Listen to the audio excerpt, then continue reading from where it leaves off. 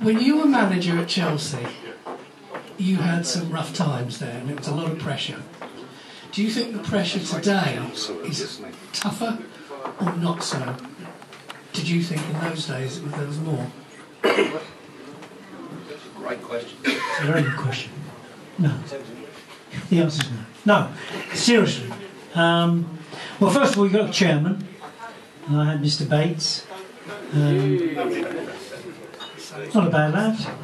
Not a bad lad, but you know, after about 3 years, which you usually get fed up, he took me to lunch, to the Ritz. Wonderful, smoked salmon, brilliant, nice wine and everything else. And he said,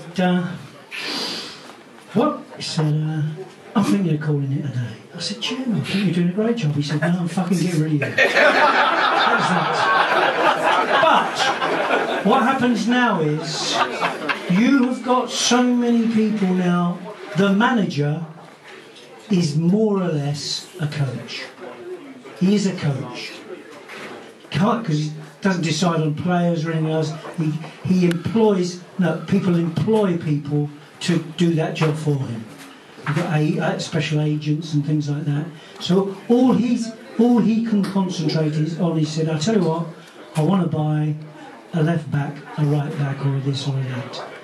In my day, you had to go out, you had to talk to the then agents just started to come in then, and players, select your players, swap your players, or comes the end of the summer, sell 4 kids or something like that, which we did quite a few times. Whether that was for summer holiday, for certain people, I don't know. But it didn't help me very much, because there were good kids coming through, and then you sell them. Okay, so fine, we'll move on. We did bring some decent kids through. But everything you did the press, you did your training, your coaching, was all down to you. And you couldn't sort of just stand aside and let somebody coach for you or do anything. So I would say the difference now is you're allowed to ask for anything you want. Don't think I would have asked for 50 million for Torres, because I think that was a gift from the chairman to the man thinking he was helping him out. But it wasn't. But anyway, that's another thing. But I would say nowadays it is strictly coaching, and yet people don't coach anymore. They don't coach a player to be better. They just buy a bloody good one to sit there and do this and do that. What happened to coaching? What really happened to coaching? That's what we did to try and make them better, and we did. We brought some pretty good people through, some crap ones, and we brought some crap ones as well. So, but that's the name of the game. Now it is just what you can buy. And the kids, looking at the kids, I said this to a meeting maybe a couple of months ago. There will be no good kids coming through Chelsea squad because they'll never get there. McEachran is in that squad now. Last year should have been playing in the first team, but he didn't want him. They didn't want him. Didn't think he was good enough. I don't think at this moment this guy will play him at all.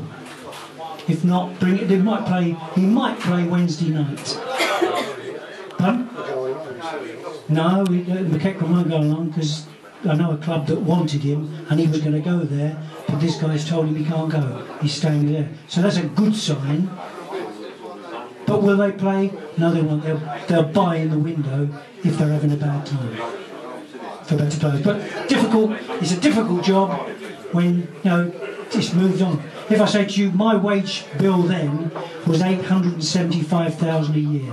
That was 20 odd players, the staff, the people that did the ground staff and everything else, woman that does the washing, all under my budget. And now, I don't know, 200 million a year? Ridiculous. But there you are.